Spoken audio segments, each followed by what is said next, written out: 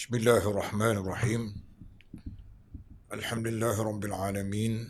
Wassalatu wassalamu ala asyrafil anbiya'i wal mursalin wa ala alihi wa sahbihi ajma'in. Subhanaka la ilma lana illa ma 'allamtana innaka antal alimul hakim. Rabbi shrah li sadri wa yassir li amri wahlul 'uqdatam min lisani yafqahu qawli, amma ba'd. Fa inna khairal hadithi kitabullah wa khairal hadi hadi Muhammadin sallallahu alaihi wasallam wa syarrul umuri muhdatsatuha wa kullu muhdatsatin bid'ah wa kullu bid'atin dalalah. Alhamdulillah, kita bersyukur pada Allah kerana kita dapat kesempatan untuk bersama-sama lagi di dalam siri yang ketiga dalam tafsir Al-Quran. Setelah kita melalui tafsir surah Al-Baqarah, tafsir surah Al-Fatihah pada yang episod yang lalu, hari ini kita mulakan dengan surah Al-Baqarah. Surah Al-Baqarah dimulakan dengan Alif Lam Mim. Surah Al-Fatihah disudahi dengan Ghairil maghdubi alaihim waladdallin. Surah Ihdinas siratal mustaqim, siratal ladzina an'amta alaihim ghairil maghdubi alaihim waladdallin. Dengan permintaan ke jalan yang lurus, kemudian Allah tunjukkan siratal ladzina an'amta alaihim, jalan orang-orang yang engkau memberi nikmat ke atas mereka. Ghairil maghdubi alaihim, bukan jalan orang-orang yang dimurkai ke atas mereka. Waladdallin, dan bukan juga jalan orang-orang yang sesat. Maka dijelaskan ada 3 golongan. Satu ialah an'amta alaihim, yang kedua ialah ghairil maghdubi alaihim, yang ketiga ialah ad-dallin. Itu disebut dalam surah Al-Fatihah. Maka ianya akan dijelaskan dengan secara terperinci di dalam surah Al-Baqarah. Daripada ayat 1 sehinggalah kepada ayat 6. Dalam surah Al-Baqarah daripada ayat 1 sehingga ayat 6. Itu diterangkan secara terperinci mengenai golongan an'amta alaihim, orang-orang yang engkau beri nikmat ke atas mereka. Kemudian daripada ayat 6 hinggalah kepada ayat 7. Hinggalah ayat 7 dan ayat 8. Ayat 7 dan ayat 8 dijelaskan mengenai golongan negatif yang kita tolak di dalam surah Al-Fatihah, iaitu ghairil maghdubi alaihim, bukan golongan-golongan yang dimurkai. Kemudian daripada ayat 21, daripada ayat 21 seterusnya kita akan membincangkan mengenai ghair sifat ad-dallin. Sifat ad-dallin, golongan yang sesat disebut dalam surah Al-Fatihah tersebut. Alhamdulillah, kita mulakan dengan surah Al-Baqarah dulu. A'udzubillahi minasyaitonirrajim. Bismillahirrahmanirrahim. Alif Lam Mim. Dzalikal kitabu la raiba fihi hudan lil muttaqin. الذين يؤمنون بالغيب ويقيمون الصلاة ومما رزقناهم ينفقون والذين يؤمنون بما أنزل إليك وما أنزل من قبلك وبالآخرة هم يوقنون أولئك على هدى من ربهم وأولئك هم المفلحون. Ini daripada ayat 1 sehinggalah kepada ayat 5. akan diterangkan, kita terangkan dulu mengenai latar belakang surah pada peringkat awalnya, ialah surah Al-Baqarah ini surah Madaniyah. Surah Madaniyah. Peringkat awal kita akan terangkan apakah perbezaan surah Madaniyah dan Makkiyah. Kerana dalam Al-Quran itu ulama membahagikan. Ada surah-surah yang dipanggil Madaniyah, ada surah-surah yang dipanggil Makkiyah. Surah Madaniyah dan surah Makkiyah, iaitu yang terdapat di dalam Al-Quran. Keseluruh surah-surah itu dibahagikan kepada dua bahagian yang besar. Satu ialah Al-Makkiyah, surah Makkiyah. Yang kedua ialah surah Madaniyah. Surah Makkiyah maksudnya surah yang diturunkan sebelum hijrah. Surah Makkiyah ialah surah-surah yang diturunkan sebelum hijrah. Surah Madaniyah ialah surah-surah yang diturunkan selepas hijrah. Itu maksud dia tu. Jadi kita ada 144 surah yang kesemuanya dibahagikan secara besarnya oleh ulama kita, iaitu Madaniyah dan Makkiyah. Surah Al-Baqarah termasuk dalam surah Madaniyah, iaitu diturunkan selepas daripada hijrah. Baik, kita lihat kepada terjemahan dulu, kemudian barulah kita membincangkan mengenai huraian dan hubungan di antara surah Al-Baqarah dengan surah Al-Fatihah, atau surah yang terdahulu daripada itu. Hubung kait di antara surah. Pertama kita terjemah dulu dengan terjemahan bahasa Melayu, kemudian baru kita lihat kepada hubung kait di antara surah yang kita baca Al-Baqarah dengan surah sebelum ini, iaitu surah Al-Fatihah. Bismillahirrahmanirrahim. Dengan nama Allah yang Maha Pemurah lagi amat mengasihani. Alif Lam Mim. Alif Lam Mim, Allah yang lebih mengetahui maknanya. Wallahu a'lamu bimuradih. Zalikal kitabu. Zalikal kitabu, kitab Al-Quran ini. La raiba fihi, tidak ada sebarang syak padanya. Hudal lil muttaqin, ia pula menjadi petunjuk bagi orang-orang yang hendak bertakwa. Alladzina yu'minuna bil ghaibi, orang-orang yang bertakwa, mereka itu ialah orang-orang yang beriman dengan perkara ghaib. Wa yuqimuna as-salah, dan mereka mendirikan sembahyang dengan penuh cermat. Wa mimma razaqnahum yunfikun, serta membelanjakan sebahagian dari rezeki yang kami kurniakan. Wa mimma razaqnahum yunfikun, dan mereka membelanjakan sebahagian daripada rezeki yang kami kurniakan. Wallazina yu'minuna bima, dan begitu juga mereka orang-orang bertakwa itu ialah orang-orang yang beriman bima unzila ilaika, beriman dengan kitab yang diturunkan kepada engkau wahai Muhammad, iaitu kitab Al-Quran. Wa ma unzila min qablik, dan juga kitab-kitab yang diturunkan sebelum daripada engkau wahai Muhammad. Wa bil akhirati hum yuqinun, dan mereka juga orang-orang bertakwa itu, mereka yakin dengan sepenuhnya dalam hati mereka terhadap hari akhirat. Terhadap hari akhirat.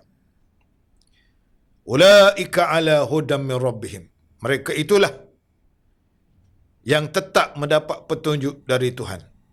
Wa ulaika humul muflihun, dan merekalah orang-orang yang mendapat kejayaan yang hakiki. Itu secara terjemahannya. Kita lihat terjemahannya begitu.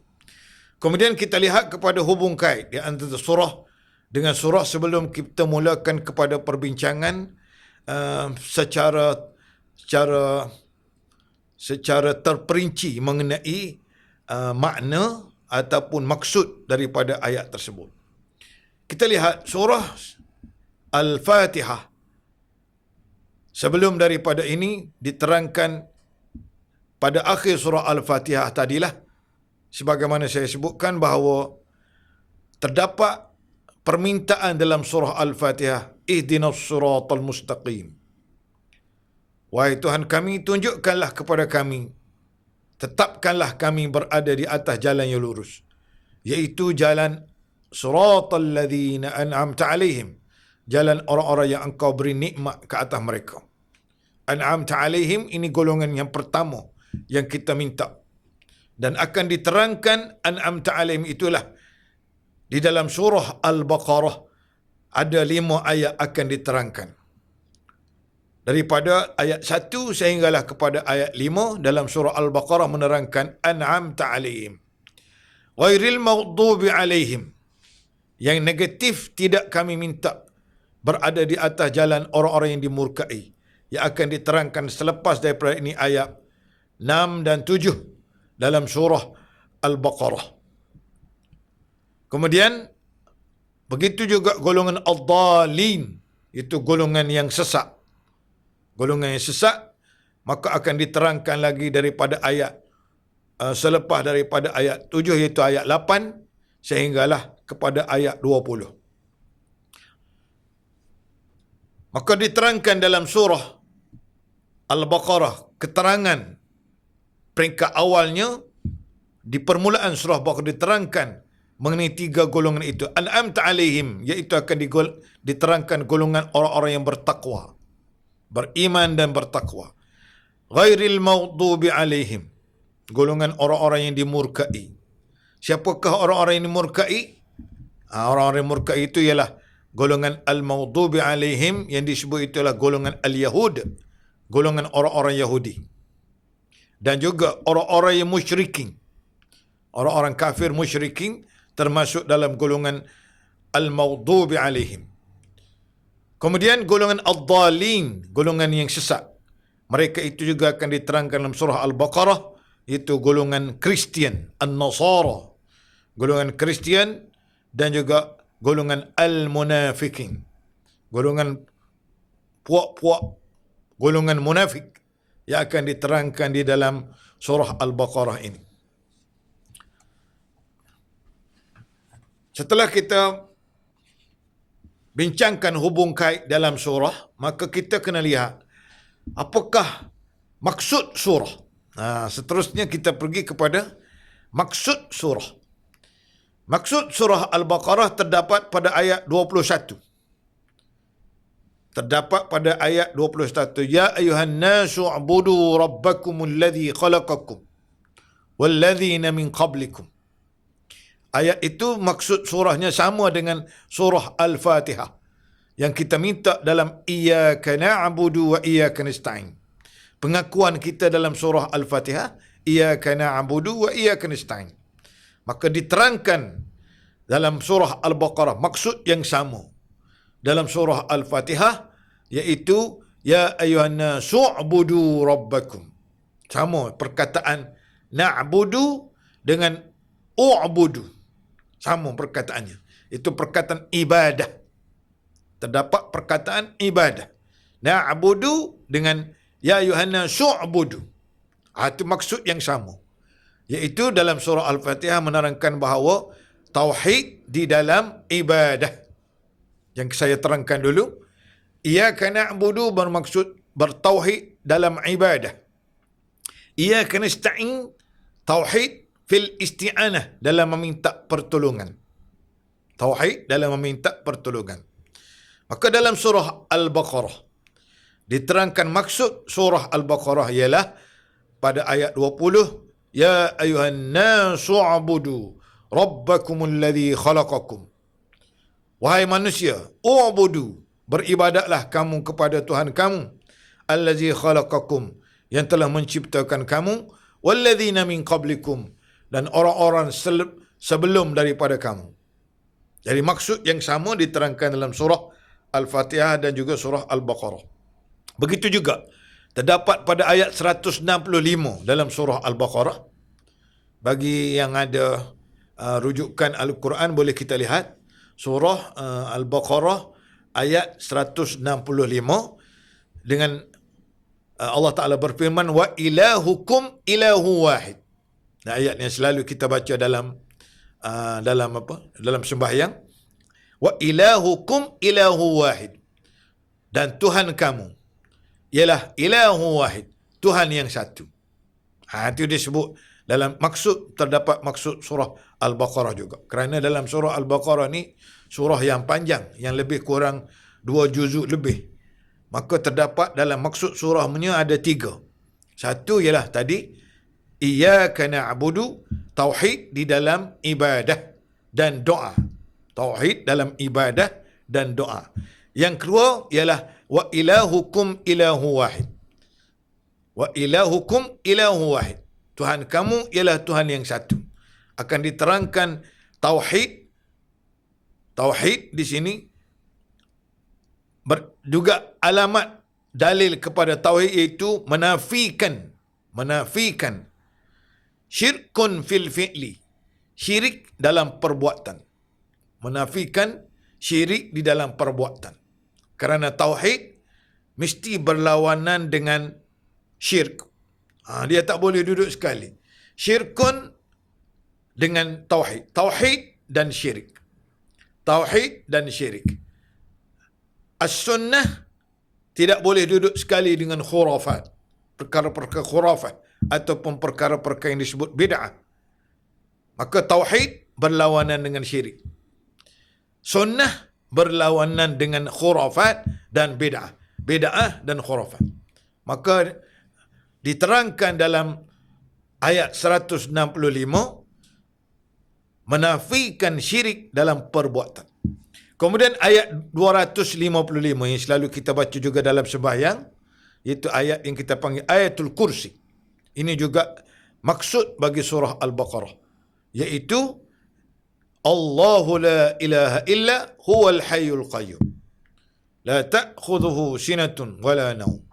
Lahu ma fis samawati wal ardi, sehinggalah wala ya'udu hibzuhuma wa huwal aliyyul azim. Maka kita terangkan di sini 3 maksud daripada surah Al-Baqarah. Yang pertama iaitu tauhid dalam ibadah dan doa. Yang kedua, menafikan syirik dalam perbuatan. Yang ketiga, menafikan syirik ataupun tauhid dalam menafikan syirik dalam syafa'ah. Dalam syafa'ah. Man zallazi yashfa'u indahu illa bi'izni. Menafikan syirik dalam syafa'ah, dalam meminta pertolongan. Maka kesemua itu kita lihat ada hubung kait di antara surah Al-Fatihah dengan surah Al-Baqarah. Kita berehat seketika untuk mendengar pesanan penaja dahulu.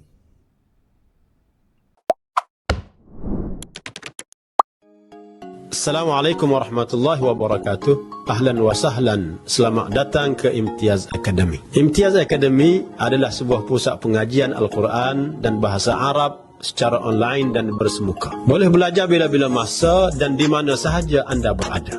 Antara program yang ditawarkan adalah kelas talaki bersanad, kelas tahsin tilawah, kelas tahfiz dewasa, kelas tahfiz kanak-kanak, kelas tajwid dan kelas qiraati.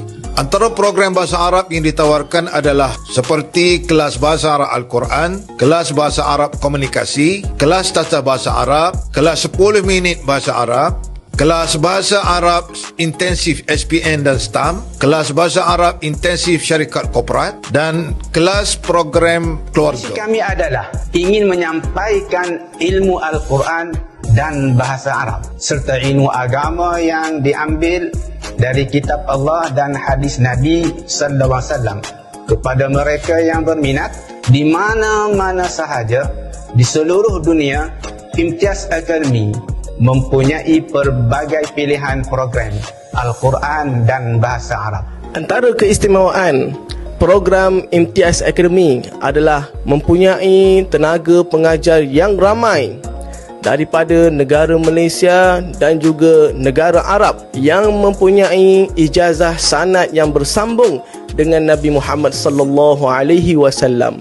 Imtiaz Academy terbuka kepada semua peringkat umur. Anda boleh belajar di Imtiaz from zero to hero. Jom daftar sekarang. Untuk keterangan lanjut, sila hubungi 011-1148-4657 atau emailkan kepada kami di akademiimtiaz@gmail.com. Anda juga boleh layari website kami di www.imtiazacademy.com.my. Kita teruskan kepada maksud terperinci daripada ayat yang kita baca, daripada ayat 1 sehingga kepada ayat 5. Bismillahirrahmanirrahim, dengan nama Allah yang Maha Pemurah lagi amat mengasihani. Alif Lam Mim. Alif Lam Mim ini dipanggil huruf muqatta'ah. Huruf muqatta'ah. Huruf muqatta'ah. Ada di dalam Al-Quran, bukan ayat dalam surah Al-Baqarah saja. Bahkan terdapat surah lain seperti kita baca surah Yasin, surah Taha. Kesemuanya dimulakan dengan huruf muqatta'ah. Yang dikira lebih kurang ada, disebut dalam tafsir 29 surah. Ulama-ulama tafsir kita menyebut bahawa ada 29 surah. Dan surah yang sebegini, ayat sebegini, huruf muqatta'ah ini, kita menyerahkan Allah sahaja yang lebih mengetahui maksudnya. Itu yang lebih tepat. Wallahu a'lam bimuradihi bizalik.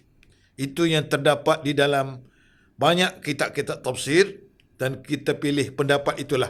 Allahu a'lam bimuradih. Allah yang lebih mengetahui maksudnya. Itu yang lebih tepat kita sebut mengenai huruf muqatta'ah. Kerana terdapat ayat di dalam Al-Quran, kita bahagikan pula kepada dua bahagian. Ada ayat yang dipanggil muhkamat. Muhkamat. Ada ayat yang dipanggil mutasyabihah. Ini yang kita kena faham juga. Ayat muhkamah, ayat mutasyabihah. Ayat muhkamah ialah ayat yang jelas. Ayat yang jelas makna dan jelas muradnya. Ma'lumul ma'na wa ma'lumul murad dalam bahasa Arab. Maklum, makna, diketahui maknanya, wa ma'lumul murad, dan diketahui muradnya, iaitu maksudnya. Diketahui maksudnya. Ayat ni biasalah seperti mana kita baca yang tadi, alladzina yuqimuna as-salah, contoh. Mereka itulah orang-orang yang yu'minuna bil ghaib wa yuqimuna as-salah. Mereka beriman dengan perkara ghaib dan mereka mendirikan salah dengan penuh cermat. Itu termasuk dalam ayat-ayat muhkamah. Cuma ayat mutasyabihah, ada dua bahagian. Satu ma'lumul ma'na wa majhulul murad. Maklum makna, majhulul murad. Maklum makna, majhulul murad. Makna tidak difahami, makna tidak difahami, maklumul makna difahami, maklumul makna difahami, majhulul murad, maksud tidak diketahui. Jadi panggil maklumul makna, majhulul murad. Makna diketahui tetapi maksud tidak diketahui. Ayat begini seperti yang kita sebut, yang selalu kita baca, seperti yang berkaitan dengan sifat-sifat Allah Subhanahu wa taala, seperti yang disebut yadullahi fawqa aydihim, tangan Allah, ataupun wajhun, ataupun wajah. Itu yang disebut di dalam Al-Quran, yabqa wajhu rabbika, dan yang kekal ialah wajah, muka Tuhan, wajah Tuhan engkau, wahai Muhammad. Jadi ayat-ayat sebegini kita panggil ayat mutasyabihah, yang maklumul makna, majhulul murad. Makna kita tahu, yadun makna tangan, wajhun makna muka, tapi murad kita tak tahu. Majhulul murad, tidak diketahui maksudnya, murad maksudnya. Tapi ayat muqatta'at, huruf-huruf muqatta'at, huruf muqatta'at tadi, yang ini masuk dalam majhulul makna wal murad, wa majhulul murad. Tidak diketahui makna dan tidak diketahui maksud. Majhulul makna, majhulul murad. Tidak diketahui makna, tidak diketahui maksud. Alif lam mim. Apakah maknanya? Tidak diketahui. Maksudnya juga tidak diketahui. Oleh itu kita kata Allahu a'lamu bimuradih. Wallahu a'lamu bimuradih. Allah lah yang lebih mengetahui maksudnya.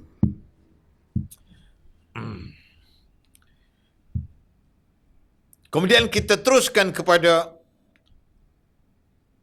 perincian ayat mengenai alif lam mim. Allah yang lebih mengetahui maksudnya. Zalikal kitabu la raiba fihi hudan lil muttaqin.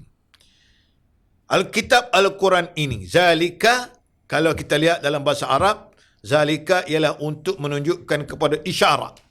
Isyarat. Dalam Quran maknanya zalika makna isyarat.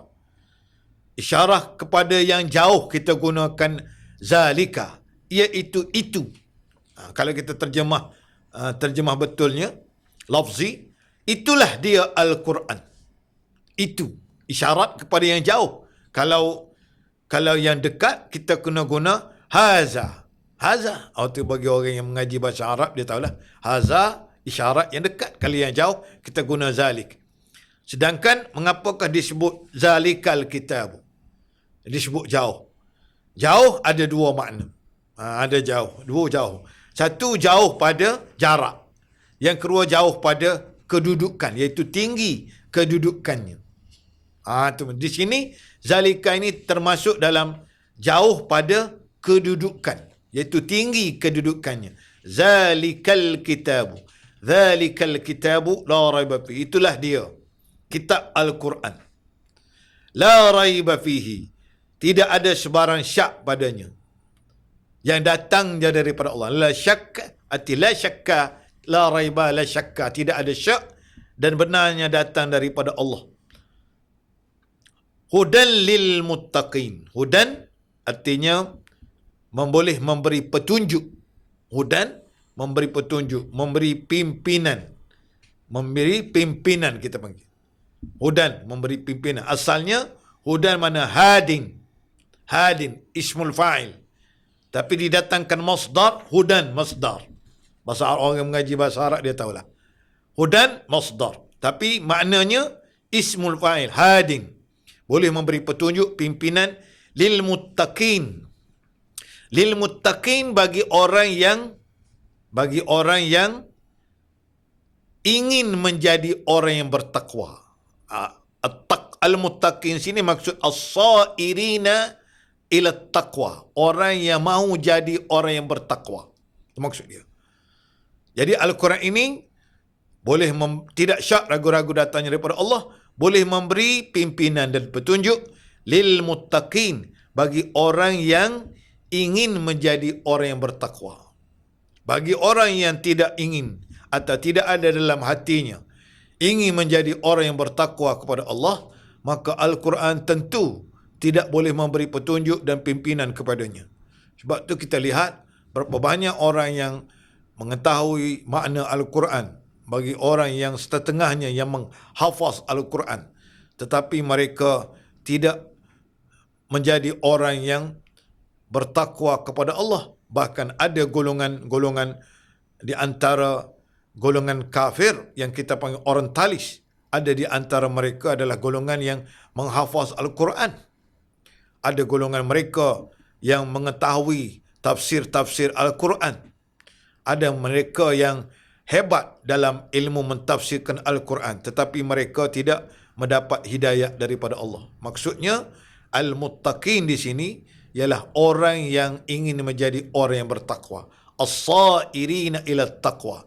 Hudan lil muttaqin. Quran boleh memberi petunjuk hanyalah kepada orang yang ingin menjadi orang yang bertakwa. At-taqwa apakah maknanya? At-taqwa pada segi bahasanya ialah kita boleh terjemahkan at-taqwa maknanya ialah orang yang takut atau orang yang berhati-hati. At-taqwa makna takut ataupun berhati-hati. Iaitu Al-Quran boleh memberi petunjuk kepada orang yang takut dan berhati-hati takut melanggar perintah Allah Subhanahu Wa Taala. Orang yang takut kepada Allah itu dipanggil orang yang bertakwa pada bahasanya. Tapi pada istilahnya at-taqwa iaitu imtithal, mengikuti perintah Allah dan meninggalkan larangan Allah. Itu dipanggil taqwa. Itu pada istilahnya bagi orang yang bertakwa. Kemudian Allah jelaskan lagi, siapakah orang-orang yang bertakwa itu? Siapakah orang-orang yang bertakwa itu? Diterangkan sifat orang yang bertakwa selepas itu ialah alladzina yu'minuna bil ghaib. Mereka itulah orang-orang yang beriman dengan perkara ghaib. Ini sifat yang mula-mula diterangkan. Mereka itulah orang-orang yang beriman dengan perkara ghaib. Allah menyebut ini sifat orang yang bertakwa, mesti dia beriman perkara ghaib yang didatangkan di dalam Al-Quran atau didatangkan di dalam hadis.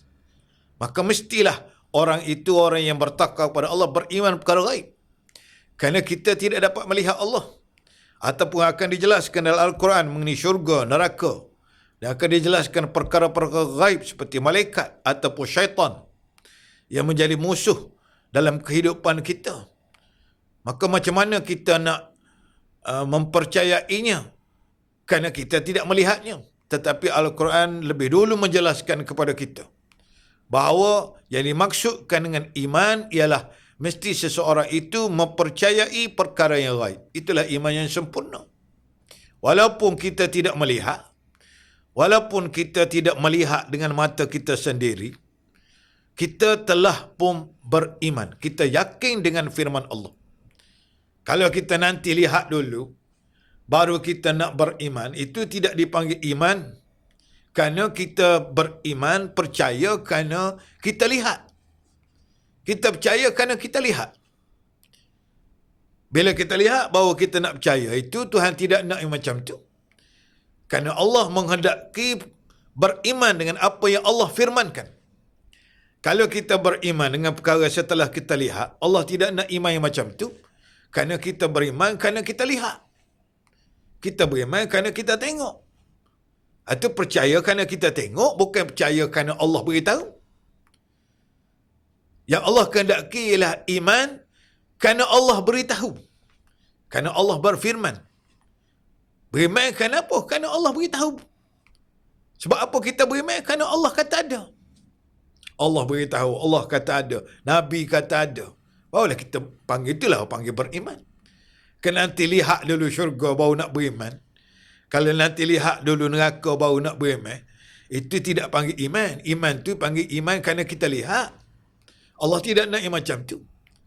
Allah menghendaki iman kerana Allah berfirman. Percaya kerana Tuhan raya ada. Percaya kerana Nabi beritahu ada. Percaya kerana Allah beritahu ada. Adanya malaikat. Macam mana kita tahu?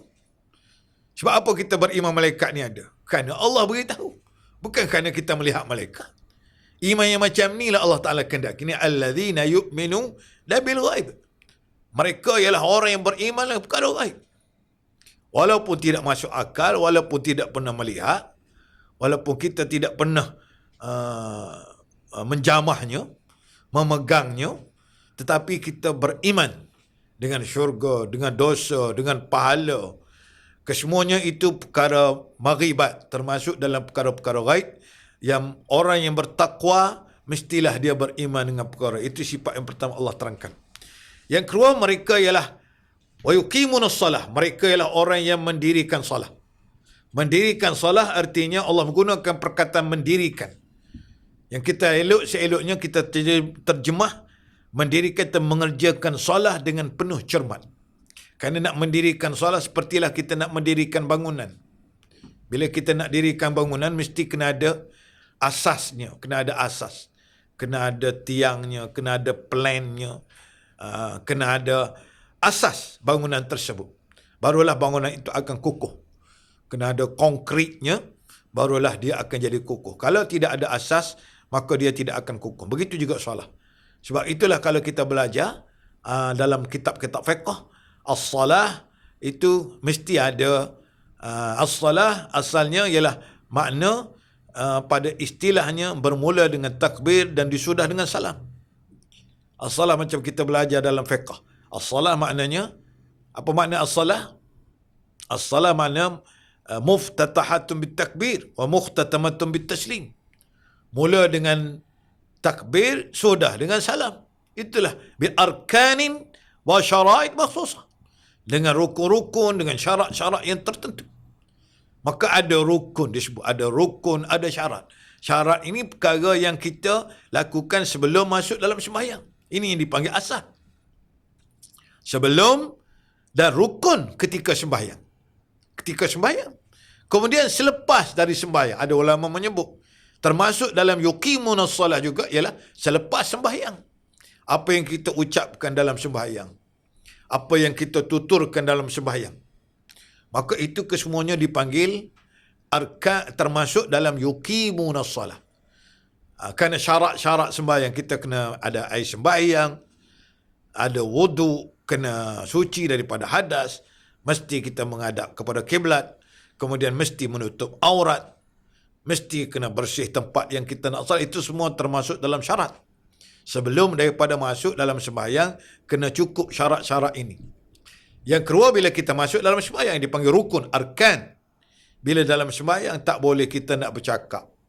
Tak boleh kita nak berbual. Tak boleh kita nak melaung. Tak boleh. Mengeluarkan perkataan-perkataan yang tidak ada kaitan dengan salah. Kerana perkara tersebut akan membatalkan sembahyang. Itu maksud arkan, rukun-rukun dalam sembahyang. Juga kita kena jaga. Yang ketiga, selepas sembahyang. Perkataan kita, perbuatan kita menuruti perintah dalam sembahyang, maka kita akan ikuti dan patuhi di dalam sembahyang. Ini kesemua dia panggil selepas sembahyang. Selepas sembahyang. Ini kesemuanya maksud ini ialah yuqimunas salah. Mendirikan sembahyang. Mendirikan sembahyang sebelum, dalam sembahyang dan selepas sembahyang. Itu mendirikan maksudnya menunaikan sembahyang dengan cermat, dengan penuh cermat. Dalam sembahyang kita kena baca, kita kena amati bacaan yang kita baca dan kita bawa ke dia ke luar daripada sembahyang.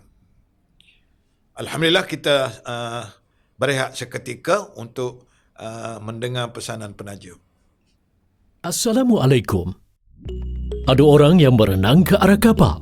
Ada orang yang membuang masa dengan hanya menunggu kapal itu tiba. Jadi, jangan tunggu lagi. Ayo, marilah bersama-sama kita belajar bahasa Arab. Imtiaz Academy, Pusat Pengajian Al-Quran dan Bahasa Arab, menawarkan anda peluang untuk belajar bahasa Arab secara dalam talian. Dalam kelas pengajian ini, anda akan dapat belajar kemahiran bertutur, kemahiran mendengar dan memahami teks, kemahiran membaca, kemahiran menulis. Pelajar akan dilatih secara praktikal untuk menggunakan kemahiran tersebut. Keistimewaan program ini, di Pusat Imtiaz Academy, anda akan belajar dan dibimbing oleh guru pakar dan berpengalaman. Lebih daripada 25 orang tenaga pengajar dari Malaysia dan negara Arab akan membantu anda menguasai bahasa Arab dengan mudah. Anda dapat belajar secara individu atau kumpulan melalui kaedah kemahiran bertutur. Pelajar akan mendapat rakaman video bagi setiap sesi pengajian. Kadar bayaran yuran yang sangat rendah. Kurikulum pengajian. Kurikulum pengajian yang digunakan dalam program ini adalah kurikulum Manhaj At-Takallum. Apakah kelebihan kurikulum Manhaj At-Takallum? Buku At-Takallum ini disediakan khas untuk pelajar bukan berbahasa Arab. Buku ini telah digunakan di seluruh dunia, di mana lebih daripada 100 buah negara telah menggunakannya. Anda boleh mendengar pelajaran melalui buku audio dengan menggunakan QR Code. Laman web interaktif kami akan membantu anda ketika belajar sendiri selepas sesi pembelajaran dalam kelas, di mana anda dapat mengakses dengan pantas halaman atau bahagian yang anda cari.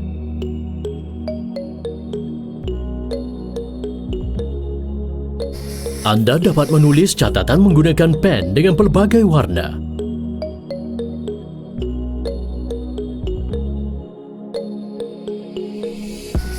Anda juga boleh menjawab latihan-latihan dengan menggunakan aplikasi Papan Pintar.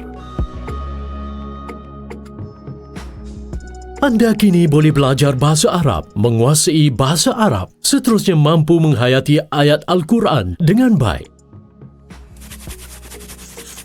Tunggu apa lagi? Daftar sekarang. Untuk maklumat lanjut, layari laman web imtiazacademy.com.my atau hubungi kami di talian 011 1148 4657. Imtiaz Academy, Sdn Bhd.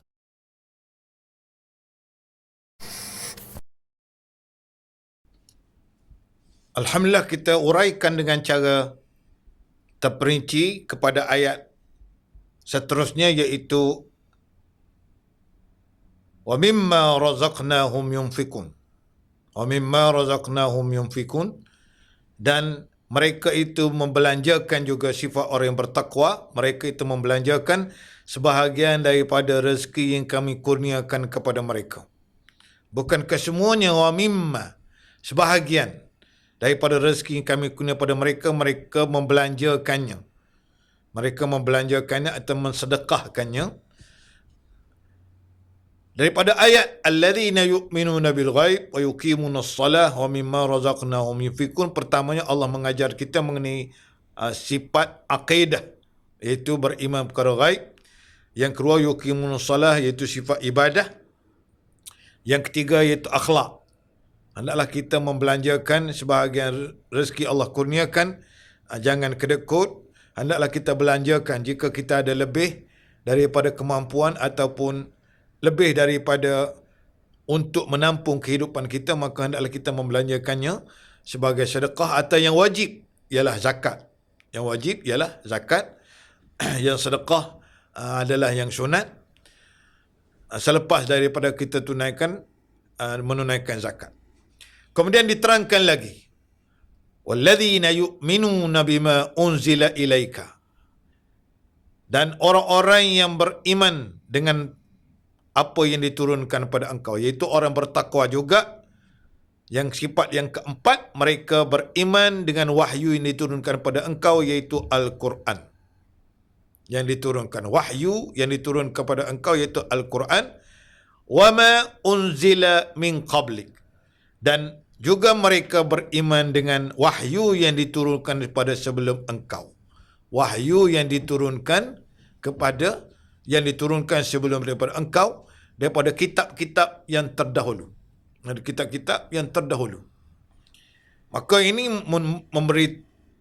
boleh memberi isyarat kepada kita bahawa pengikut Nabi Muhammad SAW bukan saja terdiri daripada golongan yang beriman Al-Quran. Bahkan yang beriman dengan ajaran Nabi Muhammad juga ialah golongan ahli kitab. Kerana disebut ini untuk menolak dakwaan di kalangan orang-orang kafir yang mengatakan bahawa pengikut-pengikut Nabi Muhammad adalah golongan-golongan yang kelas rendahan, ataupun mereka adalah golongan-golongan yang tidak cerdik, atau golongan-golongan yang bodoh, ataupun orang-orang biasa sahaja. Maka Allah menyebut dalam ayat ini golongan orang-orang yang bertakwa menjadi pengikut Nabi Muhammad juga mereka beriman dengan Al-Quran wa ma unzila min qablik, dan mereka ialah golongan yang beriman dengan kitab-kitab yang diturunkan sebagai wahyu sebelum daripada Nabi Muhammad SAW. Itu untuk menafikan dakwaan mereka mengatakan bahawa ajaran Nabi Muhammad itu hanyalah untuk orang-orang yang biasa-biasa sahaja, tidak untuk orang yang cerdik pandai.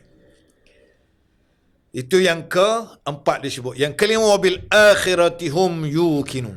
Wabil akhiratihum yuqinun, dan mereka yakin sepenuhnya dengan hari akhirat, iaitu hari berbangkit selepas daripada kehidupan dunia. Maka lepas daripada kehidupan dunia berada di alam kematian yang dipanggil alam barzakh. Kemudian selepas pada itu barulah dipanggil alam berbangkit dipanggil alam akhirat. Kalau kita perhatikan di sini, selepas daripada dunia, diazab, berada dalam kubur itu sudah bermulanya akhirat dipanggil. Akhirat bermula bermula daripada selepas daripada kematian. Macam hidup dunia jugalah. Macam hidup dunia kita bermula daripada dalam alam kandungan, terusnya kepada jadi baby, jadi bayi, kemudian barulah kita meningkat kanak-kanak, kemudian barulah jadi remaja, barulah jadi dewasa, barulah kita jadi orang yang tua. Begitu jugalah dengan akhirat. Bermula daripada azab, bermula daripada alam barzakh, itu selepas pada kematian, sehinggalah kepada hari berbangkit, dan sehinggalah di pada mahsyar, sehinggalah di titian sirat, sehinggalah diputuskan syurga dan juga neraka. Wabil akhiratihum yuqinun, ila sifat yang terakhir bagi orang-orang yang mempunyai sifat takwa. Seterusnya kita ayat yang ini 5 ayat menunjukkan bahawa yang diterangkan dalam surah Al-Fatihah, siratal ladzina an'amta alaihim. Kemudian ayat yang ke-6 dan yang ke-7, ayat yang ke-6 yang ke-7, innal ladzina kafaru sawa'un alaihim a anzartahum am lam tunzirhum la yu'minun. Khatamallahu ala qulubihim wa ala sam'ihim wa ala absarihim ghishawah wa lahum azabun azim. Sesungguhnya orang-orang yang kafir, ini golongan yang disebut dalam ghairil maghdubi alaihim, iaitu golongan dua, satu Yahudi, yang kedua ialah orang-orang musyrikin. Sesungguhnya orang-orang yang kafir, sawa'un alaihim a anzartahum am lam tunzirhum la yu'minun. Sama sahaja keadaan mereka itu, jika kamu beri peringatan kepada mereka ataupun kamu tidak memberi peringatan kepada mereka. Sama sahaja keadaan mereka, sama ada engkau memberi amaran kepadanya, peringatan kepadanya, ataupun engkau tidak memberi peringatan, la yu'minun, mereka tidak akan beriman. Ini disebut oleh Allah golongan yang kafir. Sifat mereka yang pertama. Yang kedua disebut khatamallahu ala qulubihim. Khatamallahu, dengan sebab keingkaran mereka itu, setelah didakwahkan mereka tidak menerimanya, mereka tidak mahu beriman, maka khatamallahu ala qulubihim. Allah meterikan, Allah mengunci. Khatama arti Allah meterikan, mengunci ala qulubihim, atas hati-hati mereka, wa ala sam'ihim, dan di atas pendengaran mereka, wa ala absarihim, dan juga ke atas penglihatan mereka. Ghishawah, ada penutup. Allah kuncikan hati-hati mereka dan pendengaran mereka, dan pada pandangan mereka itu, penglihatan mereka ada penutup. Walahum azabun azim, itu di dunia. Yang di akhirat, kesudahannya orang yang sebegini, walahum azabun azim, dan mereka pula disediakan azab, seksa yang besar di akhirat kelak. Ini Allah telaskan ayat orang-orang kafir pada ayat 6 dan juga pada ayat 7. Ini golongan ni Allah jelaskan, golongan yang peringkat yang ketiga. Peringkat yang ketiga. Kalau penyakit yang teruk atau yang telah serius, kerana Tuhan sebut mereka ni khatamallahu ala qulub. Ini peringkat hidayah yang terakhir. Kerana setelah dijelaskan kepada mereka dakwah, mereka menolaknya, maka Allah jadikan di atas hati-hati mereka itu ada tutupan, ada dinding yang menyekat mereka. Itu yang disebut dalam surah, di dalam ayat lain, kalla bal rana ala qulubihim. Ada disebut kalla bal rana ala qulubihim. Tidak sekali-kali, bahkan di atas hati-hati mereka itu ada tutupan-tutupan. Itu dipanggil rana ala qulubihim. Ada tutupan-tutupan di atas hati mereka. Ini peringkat yang kedua. Peringkat pertama, mereka menolak hidayah. Mereka tidak mahu beriman. Peringkat yang kedua, mereka diletakkan dinding ataupun diadakan tirai di atas hati mereka. Yang di atas hati mereka itu ada, Allah Ta'ala sebut dalam ayat ini, Allah ghishawah, ghishawah iaitu mata mereka, ada penutup. Sebelum peringkat yang ketiga ini, hidayah mereka telah pun menolak hidayah Allah sehinggalah mereka berada pada peringkat penyakit yang kedua, dipanggil Allah letakkan tirai dan dinding di atas hati-hati mereka. Kemudian setelah daripada dinding itu, barulah Allah sebut dalam ayat yang sebegini, khatamallahu ala qulubihim. Allah mengunci hati-hati mereka itu. Allah mengunci hati-hati mereka ini.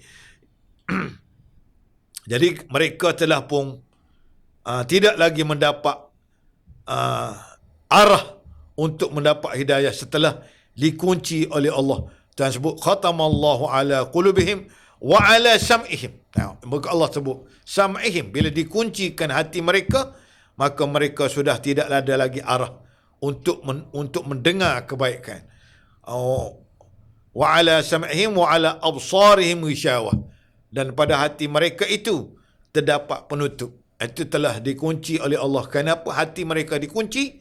Maka tertutuplah penglihatan dan juga pendengaran mereka daripada mendapat petunjuk daripada Allah Subhanahu Wa Taala. Sebab itulah diterangkan walahum azabun azim di akhirat.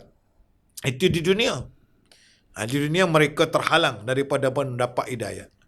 Maka apakah faedahnya orang yang sebegini? Iaitu dua golongan yang disebut. Satu ialah golongan al-kafirin ini. Satu ialah golongan al-maghdub yang disebut al-maghdubi alaihim dalam surah Al-Fatihah. Satu golongan Yahudi. Yang kedua ialah golongan al-musyrikun, golongan orang-orang yang bersyirik dengan Allah. Kerana terdapat dalam ayat lain menyebut la tajidanna aktsaran nasi adawatan lilladzina amanu al-yahud walladzina asyraku. Dalam surah Al-Maidah ada ayat 182 kalau tak silap saya. La tajidanna aktsaran nasi adawatan. Kamu akan dapati orang yang paling banyak mereka adawatan lilladzina amanu. Paling banyak mereka bermusuhan dengan orang-orang yang beriman. Ialah al-Yahud, golongan Yahudi tadi. Al-maghdubi alaihim. Itu golongan Yahudi. Walladzina asyraku. Adawatan lilladzina, paling banyak bermusuh dengan orang-orang yang beriman ialah al-Yahud, golongan Yahudi, walladzina asyraku, dan golongan yang bersyirik dengan Allah. Golongan bersyirik termasuk dalam al-maghdubi alaihim, golongan yang dimurkai oleh Allah, termasuk dalam golongan yang dimurkai oleh Allah. Ini peringkat sudah sampai mereka kepada peringkat yang ketiga. Mereka sampai kepada peringkat yang ketiga, iaitu mereka menolak keimanan, berbeza dengan golongan yang pertama, iaitu golongan al-muttaqin. Itu golongan an'amta alaihim, siratal ladzina an'amta alaihim ghairil maghdubi alaihim. Bukan golongan murkai. Duduk pada ayat yang ke-6 dan juga pada ayat yang duduk pada ayat yang ke-7. Duduk ayat yang ke-6 dan ke-7. Seterusnya kita masuk kepada golongan ad-dhalin, golongan sesat. Wa minan nasi man yaqulu amanna billah. Wa minan nasi man yaqulu amanna billahi wa bil yaumil akhir wa ma hum bimu'minin. Ini golongan yang yang disebut ad-dhalin, iaitu golongan an-nasara, golongan Kristian, dan juga golongan al-munafikun. Daripada ayat 8, 9 sehinggalah kepada ayat 20. Sampai kepada ayat 20 akan diterangkan sifat golongan An-Nasara dan juga Al-Munafiqun. Maka ulama kita menyebut, mengapakah kalau kita lihat di dalam ayat ini, mengapakah diterangkan dengan panjang lebarnya mengenai golongan yang ketiga, iaitu golongan Ad-Dhalin, golongan yang sesat. Kenapa diterangkan dengan panjang? Nak berbandingkan dengan ayat ayat yang pada ayat Al-Maghdubi alaihim. Kerana Al-Maghdubi alaihim hanya 2 ayat saja, 6 dan 7. Kemudian ayat 8 sehingga ayat 20 akan diterangkan mengenai Ad-Dhalin. Maka ulama kita memberitahu kerana golongan munafik ialah orang yang mereka pada zahirnya adalah golongan yang mengatakan mereka beriman, tetapi pada hakikatnya mereka adalah golongan yang tidak beriman. Maka golongan yang sebegini lebih bahayanya daripada golongan allazina kafaru tadi. Kerana orang yang kafaru arti mereka orang-orang yang jelas. Mereka menzahirkan kekufuran mereka. Pada zahirnya mereka kufur, dalam hati mereka kufur. Tapi golongan yang lebih bahaya, yang kita hendak berhati-hati dan berjaga-jaga selalu, ialah golongan Al-Munafiqun tadi. Kerana mereka masuk dalam golongan orang yang beriman pada zahirnya, tetapi tidak pada hati mereka. Dalam hati mereka menolak keimanan, menolak agama Islam. Maka mereka membuat perancangan bersama dengan golongan Kristian dan berpakat dengan golongan Yahudi untuk menghancurkan Islam. Tetapi pada zahirnya mereka adalah golongan yang beriman. Sebab itulah Allah menjelaskan perihal mereka ini lebih panjang daripada golongan yang allazina kafaru, iaitu golongan orang-orang yang kafir tersebut. Maka insya-Allah kita akan bincangkan ayat yang ke-8 sehinggalah kepada ayat yang 20 di dalam sesi seterusnya insya-Allah.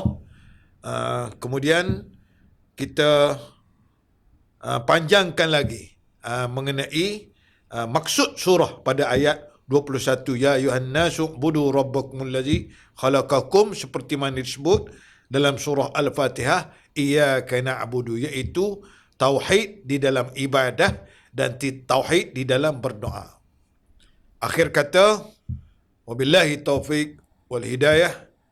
Wassalamualaikum warahmatullahi taala wabarakatuh.